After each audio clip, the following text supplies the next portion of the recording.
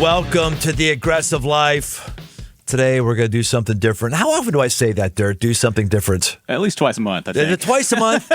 and I think the things I say, doing things different, they're not even different anymore, are they? Maybe we're just known for being different. Is what we're going to do today, is it a first? It's not a first. It's not a first, but we haven't done it in a while. But it still qualifies as different. It's different. Okay, it's well, different. As Dirt knows, and you may know, I wrote a book called The 5 Marks of a Man, and we republished that book recently, which is the definitive edition and the last edition of the book. We've updated it, changed some things, and that's it. We finally got it right. Finally got it, called The 5 Marks of a Man. And whenever you do a new edition, you have to go on the whole PR trail, right? You're doing podcasts, you're doing radio interviews, you're submitting articles, a bunch of stuff for that book, and also the 5 Marks of a Man tactical guide. And so in the midst of all those conversations I was having, some of them really stood out. And the one that I just had a blast being with was with host Ginny Yurich. She appeared on The Aggressive Life earlier this year. She's the woman who talks about having 1,000 hours outside, the 1,000 Hours Outside podcast. And when I had her on my podcast, we had a great time. Then she had me on her podcast. And it was one of the more stimulating discussions I've ever had around the content of the book. So I asked Ginny if we could just replay this, because there's aspects of me, of my personality, of my beliefs that I oftentimes don't get asked, but she asked, she drew it out. And I think that we're all going to be helped by this. At least I hope so.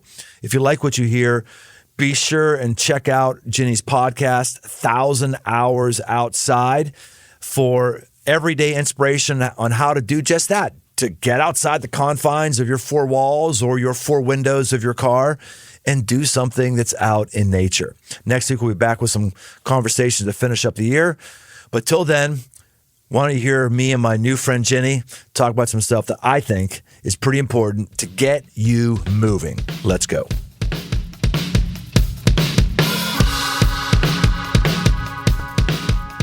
I am ready.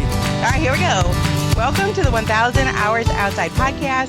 My name is Ginny Yurich, and I'm the founder of 1,000 Hours Outside. I'm so thrilled and honored to have Brian Tome with us today. Welcome. Thank you, Ginny. Good to be with you. This is so cool. So we talked a couple months ago and just so intrigued by what you do. Obviously, you're a pastor of a large church, but you don't fit the stereotype of a pastor of a large church, and it's apparent immediately. And so it's just real intriguing. And interesting. Why is that? Sorry to cut you off. What stereotype do you feel like I'm not fitting, and how is it apparent immediately? You do stuff, and I think that most pastors do not do stuff. So when I went to your Instagram, it was like, you're out on your motorcycle. Like, all of your posts are living life. And I would say I have rarely seen that. And then actually in our conversation, you said something about that pastors have one of the lowest testosterone levels of any profession. That really stuck with me, because our jobs can really affect the quality of our lives. And I was really impressed. My father-in-law is a pastor, and I've always noticed, like, this is an all-consuming profession. Yeah. And yet you have somehow made it to be more whole, I guess. So let's start there. Yeah. How did you do that? Gosh, this is really good, Ginny. I don't know that anyone's ever asked me that or noticed that. First of all, I'm really honored that you would notice that. That's because that is an aspiration of me. I don't know what's going on with pastors. If we just talk about the pastors, I'm not sure exactly what's going on. I just know a lot of us are really tired, worn out, beaten down, and the only way most of us know how to get over it is to just, I got to chill. I just got to chill. And I don't think that does it. You got to get outside. And I'm not just trying to tie into your podcast. This is my learnings and experiences. I was in a men's group, and someone said, hey, guys, how about if we rent motorcycles, go to Vegas, rent motorcycles, and take our wives and kind of cruise around out west? To me at that point, that sounded as decadent as going to a strip club. I was like, what? You don't just go and spend money to have fun outside. What? You don't? And I did, and I was outside on a bike, and I realized, wow, I'm so focused on staying alive on this bike and noticing all of the beautiful creation. I haven't thought about my job once, not a single time. So then it laddered there, to use your phrase from before, then it laddered there to, I need to start riding motorcycles. And I had a 12-year-old son. And I said, I need to take him a motorcycle trip, but I don't have the money for hotels and food for both of us and gas in the bike. And so we're going to have to camp. So we camped purely because we couldn't afford anything else. And we realized, wow, this kind of created actually new memories, actually camping.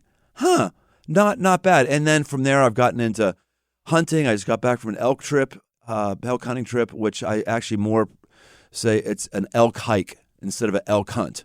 You're just hiking around a lot, trying to find elk instead of actually seeing them to pull the trigger very often. So I think all that means that I think I'm probably a bit more vibrant, a bit more refreshed than the average guy, because I know that doing difficult things outside is actually restorative for me. Wow. I think that those are the two perfect words. You are more vibrant and refreshed than the average guy, and certainly the average pastor. And it comes across from the get-go. It's like, whoa, there's something different here.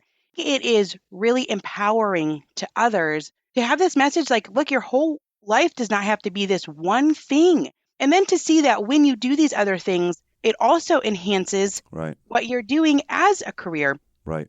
I know that that's rubbing off on others. It's giving them the permission to do it and to do it in whatever way works for them. And this is one of the topics that's in your book. Okay, these are cool books, Brian. Whoa. Whoa. So I read it, the whole thing. Do you always make your people feel so good, Ginny? Is this your goal, to make me feel good, this podcast? Because it's actually working. What's called the 5 Marks of a Man. This is a cool cover. It's got the tally marks, and then we got the stickers. And the sticker is the tally mark. I don't know if I have one in this book. And then I didn't do the tactical guide. I'm going to give this. Oh, I have one. This sticker is so cool. We got an orange one and we had got a black one. There you go. Good. This is really fantastically laid out. Oh, thank you. I would pick this up. This is the tactical guide. We're heading into the holidays. This is a phenomenal gift. The 5 Marks of a Man, Finding Your Path to Courageous Manhood. And then you also have the 5 Marks of a Man tactical guide. So starting for teens, these would be great. The tactical guide looks like the coolest thing I've ever seen. And I love the message behind it, which is that we don't have anything in America to mark the transition to manhood. And you said, so I'm going to make something. Right. Yep. Yeah, the men are in crisis, Jenny, or I should say rather males are in crisis, because there's a difference between a man and a boy. And it's not an age thing. It's a attitude. It's a character thing. There is such a thing as 15-year-old men, and there is such a thing as 45-year-old boys. That transition from boyhood to manhood is not happening. Ancient cultures would have a swearing-in ceremony, and some cultures in the world still do, that would tell somebody, you're not a boy anymore, you're a man. Today, I think one of the reasons why men are in crisis, make no mistake about it, men are in crisis. The life expectancy for men in the most medically advanced culture in the history of civilization is decreasing. Men's life expectancy is decreasing. We are 4 times more likely to have suicide than is a woman. Actually, I just saw a study just yesterday. 40% of all men show depressive symptoms. 44% of all men had thoughts of suicide in the past 2 weeks. Think about that. 44% of all men, especially younger men, in the last 2 weeks have seriously considered suicide. Oh, come on. I'm just telling you what the data says. Wow. I'm tearing up over here. What a sad way to live. Yeah, it's horrible. It's horrible. And that's why our suicide rates are 4 times higher. Now, there's a bunch of reasons here going on here, Jenny. So we could talk about the crisis that we have with masculinity, which even saying the crisis of masculinity, that even in itself is even a flashpoint phrase that's loaded with political meaning by people on the left and the right. So there's a way to talk about that in this. There's a way to talk about outdoors and our primal selves, tapping into our primal selves. There's a lot of stuff here. So whatever you want to talk about, I'm all game on. Yeah, I'm in. Okay, and the books go through it, and the tactical guide you would do, it's like a guide. You actually do things in it. There's challenges. There's things to actually do. Once again, just phenomenal. And then you've got a lot of books. You also have this devotional, Move, a guide to get up and go forward. I mean, one thing after the next. And I know that's not even all your books. And you're such a good writer. It's interesting because you said in your story that you weren't amazing in school. No, I was horrible. I was horrible in school. I had a 2.2 GPA in high school. In college, I probably had a, I don't know, 2.5 maybe. I took accounting 3 times because I just wouldn't study. One of the marks, Jenny, between a boy and a man is a man has a vision, a boy lives day to day. I was living day to day. Stupid me.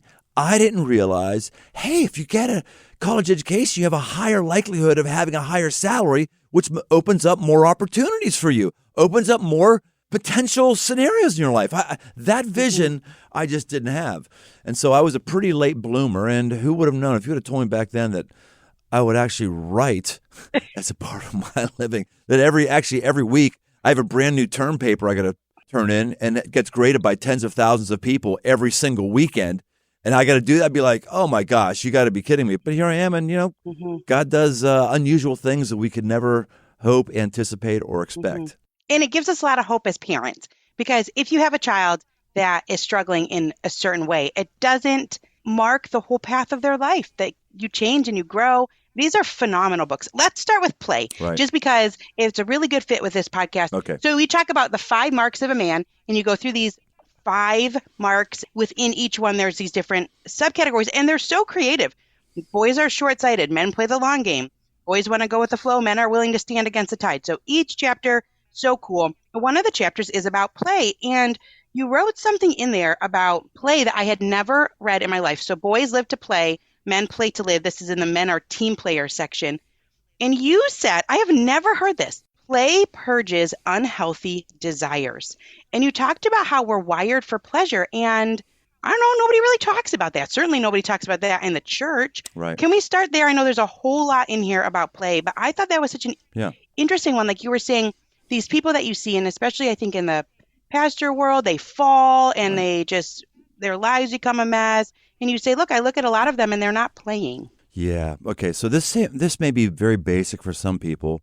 For me, it was profound, though, when I started putting these together. I came from Pittsburgh. Pittsburgh was a steel town, even though there's not steel really made in Pittsburgh anymore. That's still the ethos, the persona. In Pittsburgh, in that kind of environment, you work. It's about work. It's about difficulty. It's about rolling up your sleeves. It's about all that. I roll right into there, into coming to know Christ. I become a Christian, and the brand of Christians I'm with are the brand of be very cynical if it ever feels good. If it feels good, God probably doesn't want you to do it. It's all about sacrifice. It's all about pain. It's a more modern form of ancient monasticism where you're flogging yourself. We weren't flogging ourselves, just assuming if somebody had nice things, they should have been given more money to the poor. They must not be tithing. Just assuming if somebody had a good-looking life, they were compromising someplace. And that was kind of my background, right? Then I start to realize, why is it that God's given us taste buds? Godless evolutionists, and I think there is a form of evolution, theistic evolution, if someone wants to believe in that God is using evolution to bring us purpose. Okay, that's fine. I'm not talking about godless evolutionists. It would tell us that we have taste buds purely so that we could determine whether or not something is poisonous or not. That must be what it is there. No. Maybe we have taste buds because God wants to bless us and have amazing flavors. Why is it that none of us can think of an animal that we've ever seen an animal have sex face to face? If you believe that sex is a gift, maybe it feels good because God wants to bless us with good feelings. Maybe we taste things because God wants to bless us with beautiful taste. Most of us who've studied music realize there's something magical about music. It's pleasurable. It scientifically does something to us. Now, this is all a background for where I'm going to say this. Now, as a pastor of a large church who hobnobs with other pastors who are well known. By the way, when pastors fall, small church pastors fall just as much, actually more than large church pastors. It doesn't make it a newsworthy item. But when large pastors fall, because I run the circles I run in, I can find out why they fell.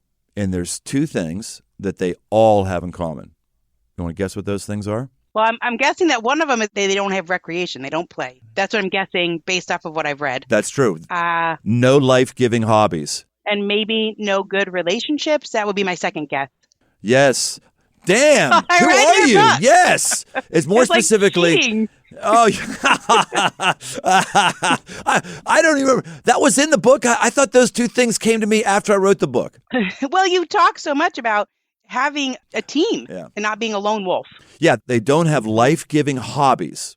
And then 2, they don't have deep friendships in the church. In the church. People who see them in the church. So, back to pleasure. We are wired to have pleasure. You will find it one way or another. It's either going to come upon you accidentally and unhealthily, or it's going to come on you intentionally and healthily. Nobody says, you know what would be a great idea is tonight to spend 2 hours doing porn. That'd be a great idea. I look forward to doing that tonight.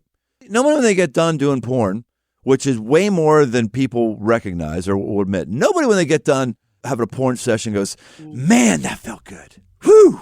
Man, well, it felt good like for a moment, but like, it's not like, oh, I feel more alive now. I feel more invigorated. I feel more. No, it wears you down. But we're drawn to those sorts of forms of quote unquote recreation because we don't know any healthy recreation, which is when we recreate ourselves.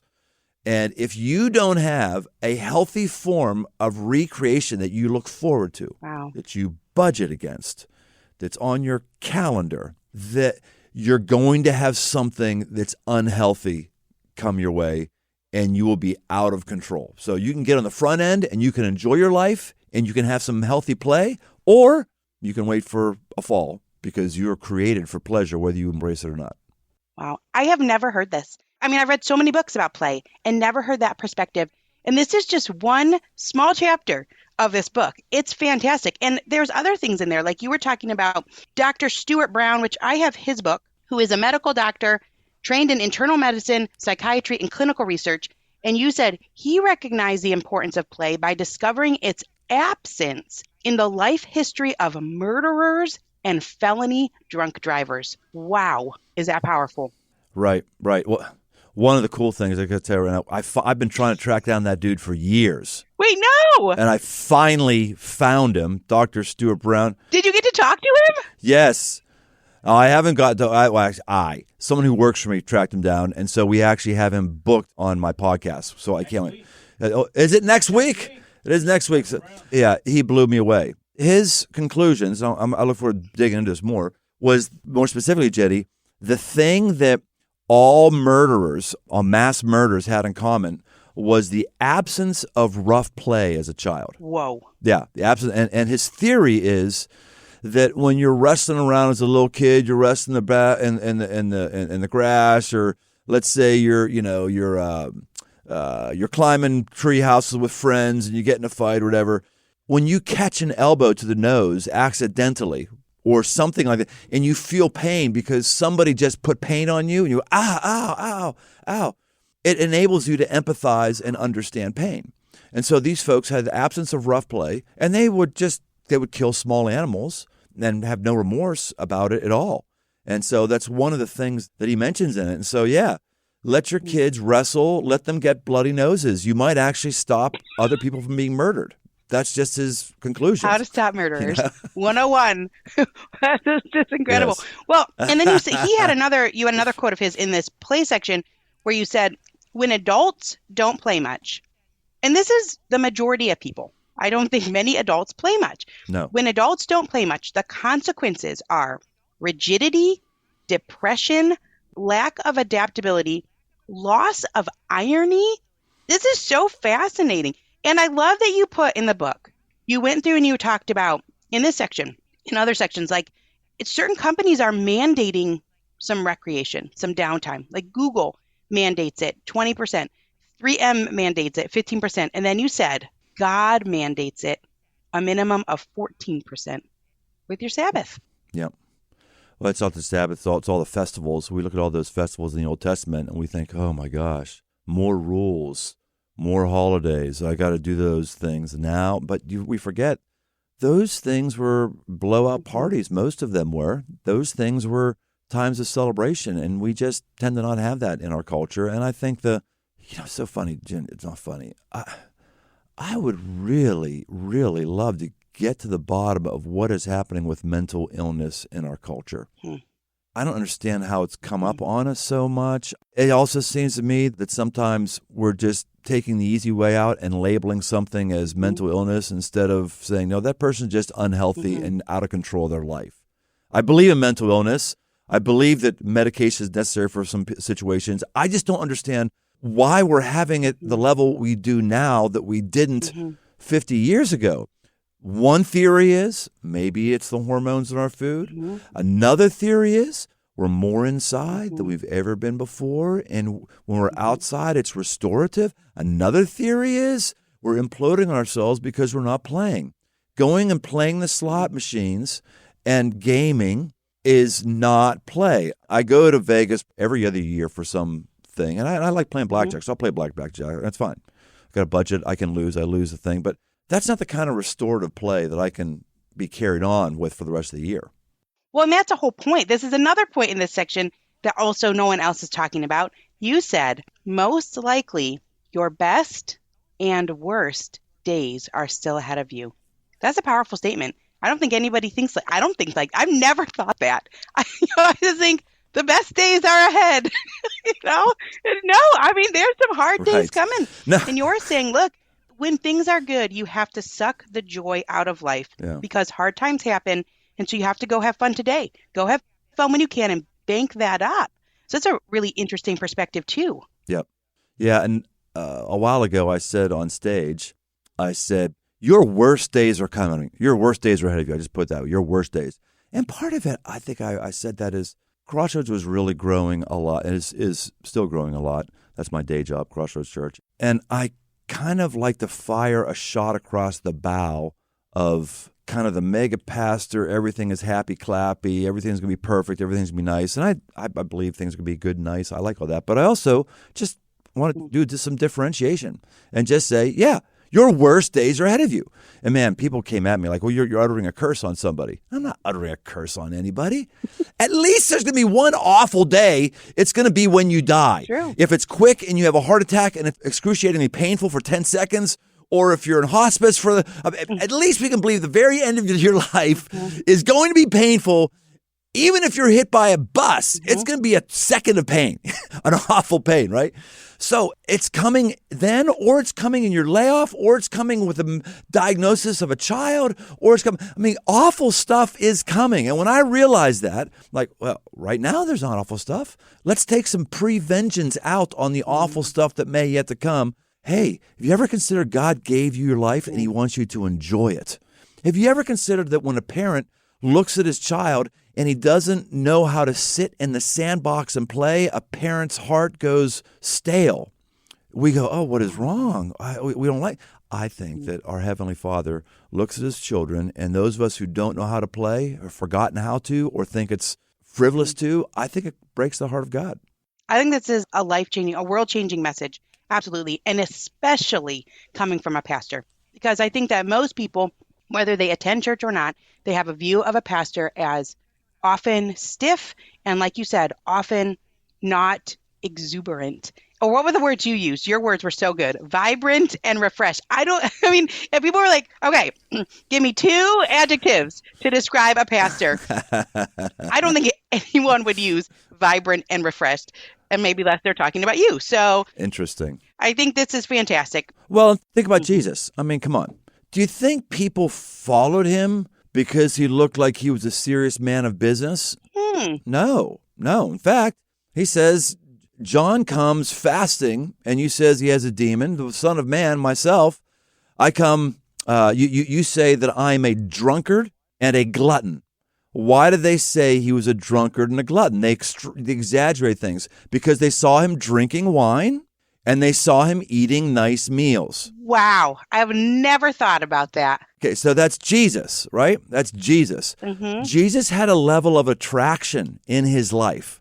He lived his life in such a way that people looked at it and went, if that's the life I could have and I could look like you in terms of your joyful spirit, I'll have some of that, please. I'll have some of that.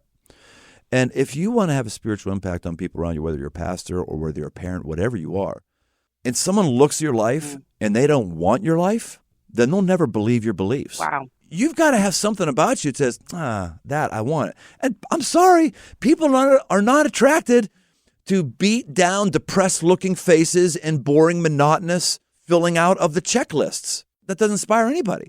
That was not Jesus, and I don't want that to be me either. And it's not. And that's what I was saying. It's like when we connected, it's like, who is this? Who's this guy? What's this guy about? And I popped on and I was like, this is a cool guy. Like, look at all the things he's doing. This is exciting. I want to do those things too. And it's very catching. Oh, you're so kind. It's amazing. Like you say, the church was wrong about play. Our country is wrong about play. And like I said, this is just one chapter of this phenomenal book. Let's talk about play in terms of friendships. Because when you talk about the mental health crisis and men are lonely and men are committing suicide, we're going about male relationships wrong, is basically, or maybe not in the most optimal way. You have to do stuff together. Yes. Tell us about that. Yes. It's been said before, women connect with people, men connect with things. Now, these are generalities. Generally speaking, women are less intimidated to strike up a conversation with someone they've never met before. Generally speaking, women are up for going to a book study. Generally speaking, women are up for just meeting someone they've never met before coffee, and it's not part of their job. They're up for that. For guys, that's not the case with us. If we form friendships, it happens while we're doing something together. It happens while there is a hobby. And so one of the things you can do as a wife or as a girlfriend to your boyfriend is encourage them to have a really good hobby, because when they have a good hobby, they need other people's help. They want to share it with people, and that's where male friendships are formed. A woman who has a husband who isn't connected relationally is a woman who feels threatened. I believe women feel that. I believe women know if their man is a lone wolf or not. And if he is a lone wolf, they inherently feel more vulnerable because he's more apt to not be as strong as he could be. So finding and doing things with other people are critical for us. And I think in our society, that's built in through school age years, because it's built in through sports or clubs. Yes. And maybe even through college. Yes. Maybe you do intramural sports or you're on a team, whatever. But then once that's over, then you have to be really intentional about it. Right. You ask guys, who's your best friend? They'll say, well, my wife is my best friend. And I say, not a good answer. You're probably saying that your wife is your only friend. And your wife is more than a friend. She's your flesh. She's bone of your bone, flesh of your. You're one person. The word friend isn't a high and holy enough of a word to describe your relationship with your wife. Plus, on top of that, there's things that your wife will never understand. And she wants to. She will empathize with you. But there's some things that I can tell a male friend of mine that he'll get and be more supportive to me than my wife. That's why, in 1 Samuel, it says of David and Jonathan that they had love for one another that surpassed the love of women. They're not saying there that Jonathan was gay and David was bisexual. They're saying there that there was a kind of love, a kind of support that a great male friend can give that a female can't give. Doesn't mean they're not important. That's what it means. And so what has to happen, though, is we need to have something to do. Now, this is part of our problem in our culture. All the natural connective tissue, Ginny, we used to have decades ago, it's gone. Right. You get out of college, you're done with your events in college, and softball leagues that men used to be in, they're gone. Bowling leagues, for the most part, they're gone. The Elks Club, it's gone. The Lions Club, it's gone. They think about the fraternal organizations, those things are all gone. There's nothing that connects men with men anymore. Nobody who takes that on as their mission. And I think that's why we consider suicide as awful as we do, and that's why we're 4 times more likely to do it than women. We're lonely. We don't know what to do with our free time. Yeah. We're not getting restored. It's a crisis. Yeah. I'm telling you what, it is not good. It is a crisis. You had some pretty strong statements in here, and I thought this one was so interesting. You say, if there was one discipline, I could impart to every male, it would be this. Now, here you are. You're a pastor. So what are people going to say? What discipline would you impart? It's like fasting, prayer, Bible reading, right? This would be like what I would think would be at the top of the list that a pastor would say. And you said this: choose the right friends and leverage them wisely. Top discipline for males. Yep. Not even a close second. And people get offended with me like, oh, what about the Bible? I'm going to tell you what. I read the Bible. I read it more than you. I know it better than you. So don't give me your religious stuff, okay? I understand I can't find a single place where Jesus tells his followers, go read the Bible. First of all, the Bible wasn't around until the printing press. It wasn't around at all. They didn't have a Bible. They didn't have it's a blessing. We should read our Bible. It's awesome, awesome. But I'm just saying, like, he didn't talk about it. He just didn't. He modeled that he knew the scriptures. He just didn't model and tell people, go read this and have a personal quiet time. When it comes to prayer, he's got one sermon on it, maybe two. He gives the Lord's Prayer, which actually is not his prayer. It's a teaching on how to pray. Right. He says, when you pray, pray like this. Then he's got the prayer in John where he talks about praying that they may be one, that you and I may be one. He models prayer. Jesus goes off in the morning to pray by himself. He's modeling that. But the discipline he talks about and models the most, hands down, is friendship. Greater love has no man than this, than to lay down his life for his friend. He's with friends. He gathers 12 friends. He has inside of his 12 friends a circle of 3 who he's closer with, Peter, James, and John. He takes them to have special moments up on the mountaintop where he's transfigured. You see his relationship with John, his cousin John, a long-term relationship. And John reaches out to him. He's in prison and says, hey, are you coming to get me? Actually, John has doubts. He says to Jesus, hey, are you the one or are we waiting for another one? He's having doubts. This is the guy he leapt for joy. I'm sorry, I'm giving a sermon here. Good. Getting off topic. I get excited about this stuff. You want me to keep going on this or just stop? Yeah. Okay. No, go. All right. So John is in the womb of his mother, Elizabeth. It's one of the reasons I believe that God has blessed us with life in the womb at conception. And John is in the womb, and Jesus is over in his mom's womb, and John leaps inside of the womb. He recognizes he's in the presence of divinity in the womb. He sees Jesus when he's now a prophet out in the wilderness, and he sees him because he's been a boy hanging out with them, and he says, "Dude, I'm not fit to untie your sandals. I'm not fit. No, you should be baptizing me." Why is John saying this? It's because he's been a buddy. He's been a close friend with Jesus all grown up. They're cousins. Their moms hang together. In fact, you ever considered that they likely wrestled and one of them got an elbow in the jaw from the other one? Right. That's what little boys do. Jesus was just like this, right?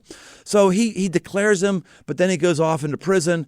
Jesus sends word back when he hears, "Are you the one?" So now John has doubts. Like Jesus calls him the greatest man other than him who's ever lived, and now he's having doubts. And they come to him and say, "Are you the one?" And Jesus says, "Tell him this." And he quotes Isaiah, which is what he quoted, a prophecy about himself, except there's one thing that he leaves out in that prophecy. And he leaves out the captives are set free. He leaves that out. In other words, saying to John, "Dude, I'm not setting you free. I'm not going to do it. Sorry, not coming to get you." Oh, wow. Not coming. Wow. Read between the lines. Right. Now, when people who are hearing him, when they realize that that's what he's saying, then Jesus says something else. He says, "Hey, when you went to go out and see that prophet, did you see a reed shaking in the wind?" He goes, "Wait a minute." He says, "It's my cousin John. Let me tell you about the kind of man this is. When you went out and saw him, what'd you see? You saw a man who stood tall. He wasn't shaking the wind. And when you saw him, did you see what kind of clothes was he wearing?" That's right. He was wearing camel skin. You saw a man in camel skin. He was commando in scratchy camel skin. They didn't have 600 thread count Under Armour breeches. They didn't have that back then. He's going commando with camel hair. And he says to him, "That's my cousin. That's my friend. Wow. He's got this. He's got this. He doesn't shake in the wind, and he's used to uncomfortable living. He does hard things. So while you're all bummed out that I'm not going to get John, John's got this." That's sort of the subtext. They knew each other. Yes, and that's the subtext of masculine friendship, that if you don't understand masculine friendship, you're never going to understand that classic passage that most people don't remember reading, and certainly don't remember a pastor ever talking about. Never. Because we don't know about these things as pastors. We don't know about these masculine friendships. Very few of us do, which is why so many of us are lonely and struggling. It's tough. I'm doing all I can not to crack on people who don't have these things. I'm doing all I can to say, hey, there is a better life for you. Here's how you do it. Watch me. Right. There's a rich crop of fruit for you to eat, but it's going to take some adjustments and a learning curve. Right.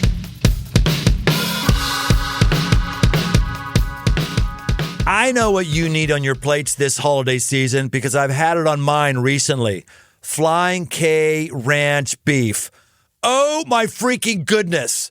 Holy shnikes.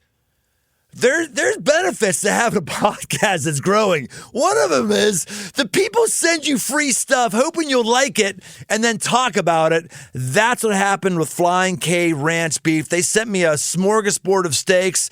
They are mouth-watering. The burgers are incredible, and the roasts make family dinner a breeze. They're located in Findlay, Ohio. And they have no hormones. Let me say it again. Flying K Ranch has no hormones or antibiotics. So it's basically like when I go elk hunting or deer hunting or something like that. It's pure meat. They raise their cattle on pastures just the way cattle like it. Flying K Ranch is a family business partnering with Ohio State Nutrition Program, Beef Quality Assurance, and Certified Angus Beef National, ensuring happy results for both cattle and people. That's a lot of words just to say this.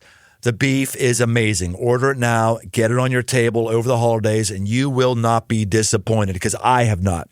Find out more and place your orders at flyingkranchangus.com. That's flyingkranchangus.com. And now I'm hungry.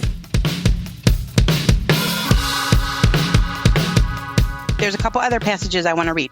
I'll take someone who knows how to conduct a manly friendship over someone who's good at nearly any other skill. If we know how to maintain strong, godly friendships, we'll make fewer mistakes in our lives and we'll recover more quickly from the ones we do. And then this, never thought about this. Every great revolutionary in history had a group of friends. Yep. Whoa. That's a cool thing to study and to know. Yeah, and unfortunately, just because the way books work, we're captured by one person. And so let's write a book on that person. Mm-hmm. I mean, Michelangelo, I've been over to the Sistine Chapel. Michelangelo painted a very small portion of that chapel ceiling. He designed it. He oversaw it. But he had a team of artists, team of painters who were working on that thing. And we don't think about those guys. We don't know those guys. I hear guys, and this goes for women as well. Don't tell anybody this, Jenny. Don't tell me this.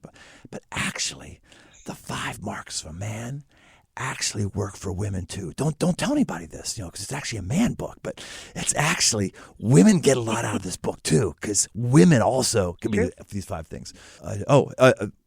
Guys will say, well, I'm kind of more of a lone wolf. And I'll say, you mean you're small and weak and you die sooner than other men do? Because that's what lone wolves are.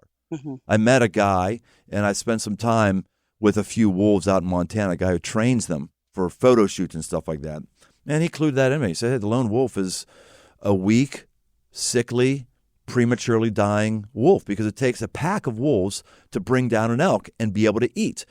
And when a man holds himself as I'm one of those lone wolf types, you're not telling me you're strong. You're telling me actually you're pretty weak. You may fancy yourself as strong, but emotionally and spiritually you're pretty weak, and your future's in jeopardy. This is great. So you got to have hobbies. You got to do things together. And so you're modeling this because you're out doing it. I see you're doing it with your kids, which that's another piece of the puzzle here when you talk about in these books. Like you're saying, look, I have good relationships with my kids because we do stuff together and we have gone through hard things together. There was a really powerful sentence in here about soldiers. And they're saying, I wish I could go back because they're going through hard things and they're building these strong relationships, literally in the trenches. But you're talking about even different things like our motorcycles get stuck in the mud. I'm with my son. We have to figure out how to get them out. All these situations, these are building relationships. And so you've got good relationships. This is a great parenting book too. Yep. So you're modeling it, but then you're also providing an event for it. Like you do a man camp. Tell us about that. Yeah, so this is a good story. We were on a motorcycle trip, and on motorcycle trips, you get very uncomfortable. Your outside's beautiful, but you get uncomfortable from time to time. And we're sitting around on a rainy morning, one of those mornings where you're not sure if it's going to rain, but it just recently kind of had a crusty snow on the ground, and it's damp and it's cold, and you're in the middle of a bog. You're trying to find dry wood to make a fire. It's finally going. You're sitting around your coffee, and then all of a sudden someone starts talking about something that's meaningful and deep, and you realize, okay, that's why we're here, because it takes a while for men to actually break down and share something meaningful. And we realize this happens all the time. We get on these things, we get outside, and we open up. What can we do to help more guys do this? And it doesn't require them having a motorcycle. And so that day, Man Camp was born. Mm-hmm. So Man Camp is a primitive camping experience. Wow. We just had our most recent one 2 weeks ago. We had 41 states represented. 3 countries. We have people come in all the way from Brazil to go to this primitive camping experience. You park your car, and then you hike in your stuff. And a lot of guys have gotten smart. They bring wagons with big tires, and they load them up. They load them up, and they hike in about a mile, and then you set up your tents, and you have a campfire, and you've got a team captain that leads your group through discussions every night. And then you got games, we have competitions, and there's worship there, and there's we have I think we went through 90 kegs of beer 2 weeks ago.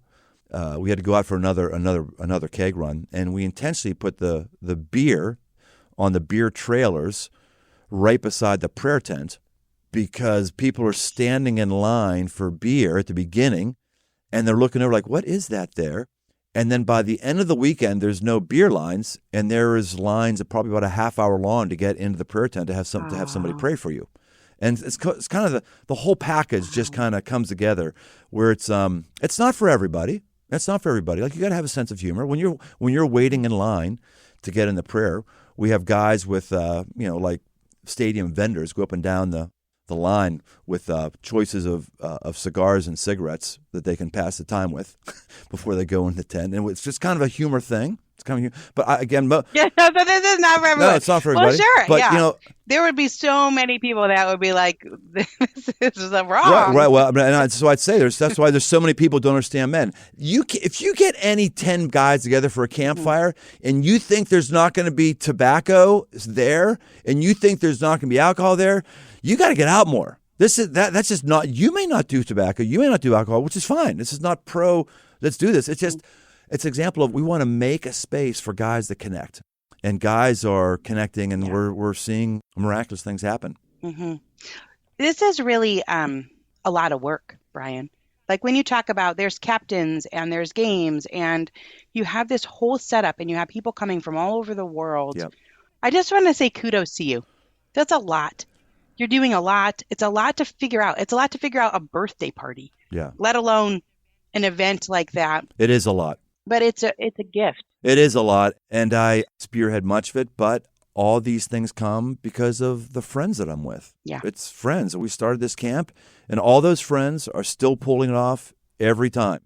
It's guys linking up, and some guys become part of the team at Man Camp just because that's how they found their friends now. And so they're volunteers because this is kind of my hobby that I do with other guys, and it gives me connection. So, but no, I get overwhelmed sometimes, Ginny. I do. I get overwhelmed. We just bought more land. We have actually a signed contract for more land for Man Camp and Woman Camp and Couples Camp and Vet Camp. We have all these camps in the land because we believe it's in nature, outside. You got to get people outside, and we're just seeing miraculous things happen. Oh, I'm sure. And we're outgrowing our land. We want different land. We want to be able to put a lake on the land, and so we have a signed contract for land. And it's one of those things where you step out in faith. Yeah. Don't have the $5.2 million in cash to purchase that thing in 50 days. Wow. Don't have that. Wow. And that's one of the things, too, that you talked about in these books is there is a lot of judgment. It's just so interesting that you're in the church world because there is a lot of judgment about how you spend money. Yeah. Even on your own building or on things like that. Right. But you see firsthand, like this is changing lives in very substantial ways. Yeah. Sometimes if you just have one experience like that, I think that's the interesting part. It's like if you're lost as a man and you go to this man camp, you just need to go one time to be like, oh, this is the thing I'm missing, and this is kind of how I could get there. Yeah, there's a if you're going to stay outside, get ready to spend money. You're going to spend money even to be outside because you're going to want different gear probably. You're probably going to want different. You're going to want that stuff. And I have met with people. Our church that I lead, we have 3 financial principles. One of those principles is to spend money. We call it out. Our church isn't here to save money. No one gives to a church because they want their church to have savings. They give to a church because they want their church to go do something. And so we spend money. I've talked with folks who are, the Bible says, savings. Believe me, I believe in savings. I have enough savings to cover my next car purchase. I have enough savings to cover my next insurance bill. No, I'm not saying but when you as a church or as a nonprofit, when you start deifying savings, something is wrong. And then I'll have people go, well, but you had Pharaoh and having to set aside crops for a 7-year famine. You never know when a 7-year famine's going to come. I go, okay. I've been hearing that line since I've been a senior pastor, which is 28 years. So I've been through. Also, there was a dream. Right. There was a dream Yeah, involved, that too. right? Like, I don't know, no one's had the I've dream. been around for 4 7-year-old cycles. Nothing. Nothing. I got to tell you, you're saving it for a rainy day. Hey, it's raining. It's raining. Can you not see the turmoil in people's lives? Can you not see the poverty striking our culture? Can you not see the suicide rate? Can you not see the hopelessness? It's raining right now. And you think that you need to have savings for when things get bad? Maybe instead you'd be praying about a vision, because it sounds to me like you want an easy day. If you have a vision, you have a endless money pit, because the spending never stops. Now, if you don't have a vision, then you just manage your life and watch your savings go up and fritter away to nothing. But if you're going to get enlisted in the team Jesus, you are going to go.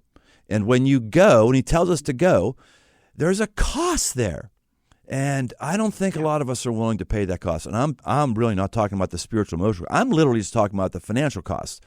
Like when you have kids, if you want your kids to be around you, you got to pay to play. Pay to play. Like your kids are not going to hang around you unless you're fun. They're not. They're not going to choose to be around you on their spring breaks. They're not. When they come back for Christmas, they'll stay for one day because it's a cultural obligation. My kids actually like spending time with me. We hang out a lot, and I spend a lot of money so they come around.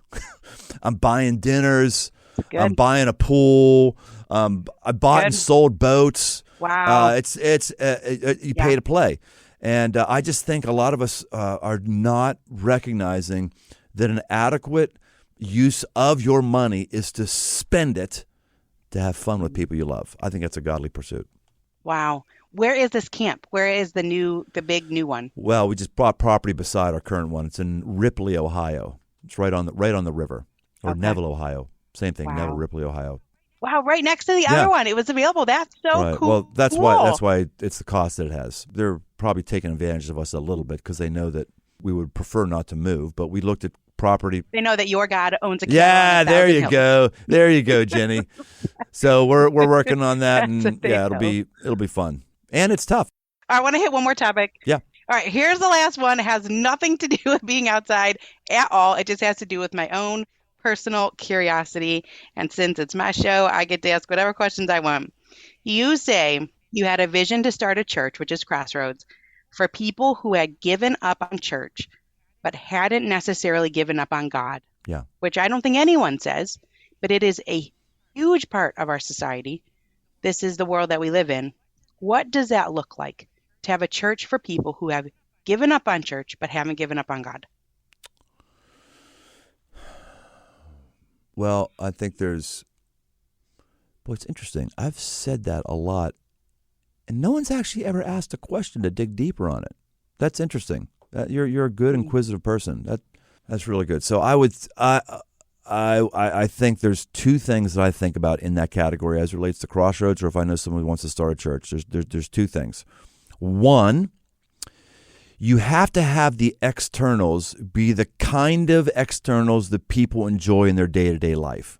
The genre of music has to be the genre of music that your friends like to listen to who don't come to church. The humor in your church, you have to have actual sense of humor in your church, because your friends and people have given up on church. I go to movies, I expect to laugh a little bit at a movie. I go up with my friends, I expect to laugh. Why we would bring them inside a place for a 70-minute service, which is how long our service is, and we wouldn't give them at least a couple laughs and try to do so? Maybe that's why people want to go to churches. Wow. It's boring. It's lifeless. So I think that's one thing. We got to look at the externals. Do the externals match the externals that people want when they're not in the church? The second thing is, are we giving people too many must-believes? And I think most church give too many people must-believes. My Bible tells me that to get to heaven, I only need to believe and do two things. Only two. Romans 10:9. Believe Jesus is raised from the dead and confess him as your Lord and Savior, and you will be saved. That's it. That's two things. You do not have to get people to believe whatever you believe about how creation was created. In fact, you may believe, Jenny, in a 6,000-year-old earth that was created in 6 literal days. I'll respect your conviction, but I'll also tell you, because I've interacted with a bunch of people, do not tell your kids that's foundational to the faith. It's not foundational to the faith. In the first science class they have, their world's going to be blown, and then they're going to think they have to throw out your faith, even though your faith is not founded on a 6-day literal creation. Your faith is founded on the resurrection of Jesus Christ. That's what the faith is founded on. So when we in churches, we send cues that you have to believe this, and now you have to believe this, and now you have to vote this way. And churches, we're in that all the time. And when you do that, you're just not making it very inhabitable for outside friends. I don't bring friends over to my house and have at the dinner conversation all the things that you have to believe to be in the church, to be at my table. No, it's ridiculous. Now, as I preach on a topic, we'll eventually hit many of those things, but I just think churches are they're too tied to the party line, and their party line is way too long. And they're not talking about these real world things. No. There's some sort of fear about it, or who knows, but go play. I mean, I've never heard anyone talk about that. There's a lot of things that are practical in daily life that I've never heard talked about in church, and you're doing that. So if people want to come, this is in Cincinnati, Crossroads. People want to come. They can come meet you. Sometimes you ride a horse. Yeah, we have right? Right. Okay, so this one. You come in on a horse. Well, we have campuses, physical campuses in Dayton, in Columbus, in Cincinnati, and in Lexington. And we have people who are part of our church who stream us all over the country. But yes, you just mentioned another one. So I want to keep throwing people curveballs. We want to keep throwing people curveballs. So I was in elk hunt a few years ago. I was outside, and I was with a guy who told me that he trains horses. I said, what? Yeah. He goes, yeah, I go into prisons, and in those prisons, I take a horse I've never met before. Someone brings me a wild, untamed horse, and in under an hour, I can have it broken and saddled and riding it. I said, what? Like, he's a legitimate horse whisperer. I said, yeah, I do this, and here's the thing. He says, a broken horse is stronger than an unbroken horse. A broken horse can run faster and has more control and can round up an entire herd of wild horses. And that's what happens when God breaks us. When he breaks us, we're a stronger, more capable version of ourselves. I'm like crying. So I said, I need to have you at Crossroads. Can't do it, church. I said, why not? So, well, everyone says that, but then they look at the liability and they don't do it. I said, well, how big is the stage need to be? He tells me how big it is. I make some calls. Yeah, that's how big our stage is. We could put a corral. I said, we're doing it. He said, you say that, but no, serious. Came back, told our folks. I said, look, tell insurance, don't tell insurance. I don't care. All I'm telling you is Todd Pierce, who is a legitimate horse whisperer, is going to come here, and we're going to have a horse on a stage in a crowd, and he's going to break a horse every service. And so we did it. Wow. And the first year, people, and we've done it every year, and it's the same thing, Ginny. There's a horse he's never seen before. We have to find the horse for him. He sees the first time, and he gets in, and the horse gets ridden, and people weep. They weep because we identify with the horse. And every horse is different, so we've got a different sermon for every horse. So one horse has got this pain right behind its shoulder, and he's got a little headset on. He said, I'm pushing here, and I can tell this horse has some trauma here. He doesn't want me to touch this area. But that's exactly why I'm going to touch this area. Because if I can get this horse to allow me to push into its pain, it will trust me and a relationship will be formed. People are boo-hooing all over the place because so many of us have pain and trauma. And, of course, God will give us space maybe for a bit, but eventually he's going to press into it. He's going to touch on it. And you either allow him to touch on it and you get whole, or you get bitter and you get really distracted. So these are the kind of things, again, an outdoor element, if you will, inside the church building.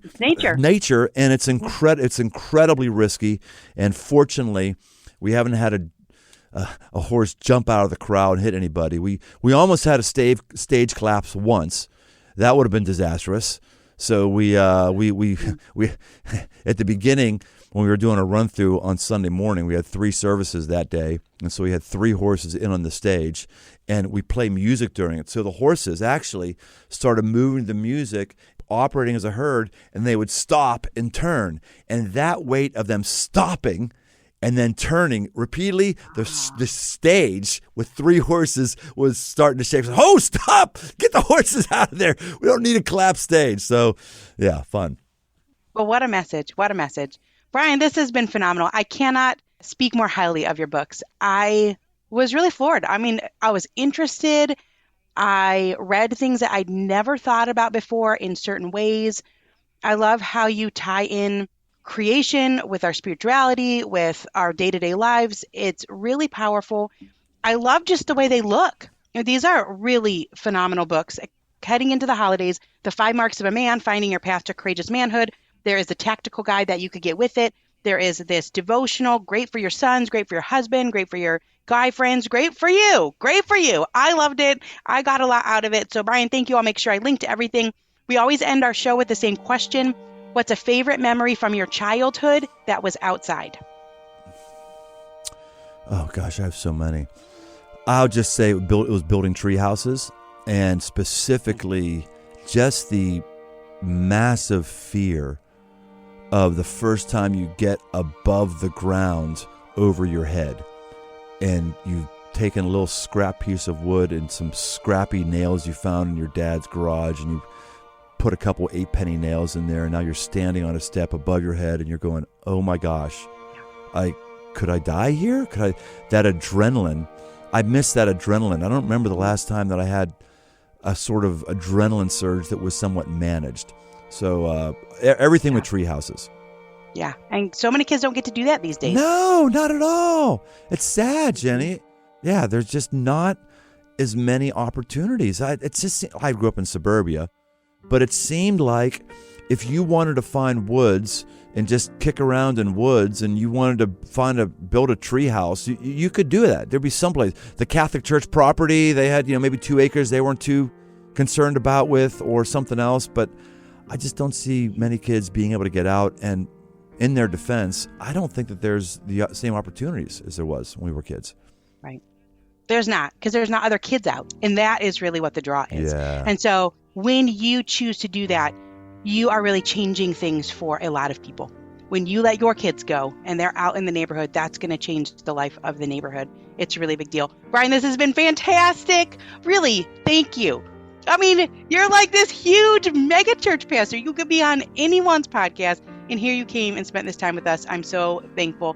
I so appreciate it. Well, Jenny, I had you on my podcast a few months ago, and I just had a ball with you. You have a light that's in you. You've got a zest, a zeal that I find very, very encouraging and very, very attractive. So I thought, man, wait, I get to spend another hour with that woman, with her followers? In, absolutely. So thanks for what you do. I'm a big fan of yours. I really do think that your demeanor in life and your outlook, we need to have that replicated as wide and far as possible. So I'm thankful for all the things you're doing. We need it.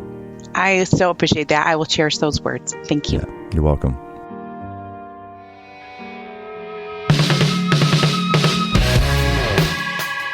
Thanks for joining us on this journey toward aggressive living. Find more resources, articles, past episodes, and live events over at briantome.com. My new books, repackaged edition of The 5 Marks of a Man, and a brand new 5 Marks of a Man tactical guide are open right now on Amazon. If you haven't yet, leave this podcast a rating and review. It really helps get the show in front of new listeners. And if you want to connect, find me on Instagram at Brian Tome. The Aggressive Life is a production of Crossroads Church, Cincinnati, Ohio.